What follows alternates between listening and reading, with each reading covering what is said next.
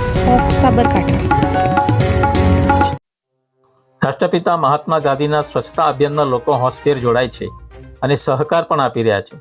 Rajkot game ઝોનની ઘટના હોય કે 2 દિવસ પહેલા અમદાવાદના વિરાટનગરમાં જ્વલનશીલ પદાર્થથી ભસ્મીભૂત થયેલ દુકાનોની ઘટના બાદ સહકારી તંત્ર સફાળી જાગીને તપાસના આદેશ આપી દે છે, જ્યારે અહીં દીવા તળે જ અંધારું છે।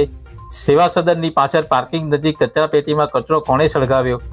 વધુમાં નજીકમાં જ પાર્કિંગ કરેલી ગાડીઓ પર નજરે પડી રહી છે। જો પવનથી સળગતો કચરો એકાદ ગાડી પર પડ્યો અને કંઈક થયું તો જવાબદારી કોણ લેશે? તે જ રીતે ખેડબ્રહ્મા તાલુકા સેવા સદનમાં મામલતદાર કચેરીમાં પુરવઠા અને મધ્યાહન ભોજન યોજના શાખામાં જતા પહેલા ઇલેક્ટ્રિક પાવરનું બોર્ડ છેક નીચે લટકતું દેખાઈ રહ્યું છે। તો શું આ બોર્ડ યથાસ્થાને લગાવતા પહેલા કોઈ ઘટનાની રાહ જોવાઈ રહી છે?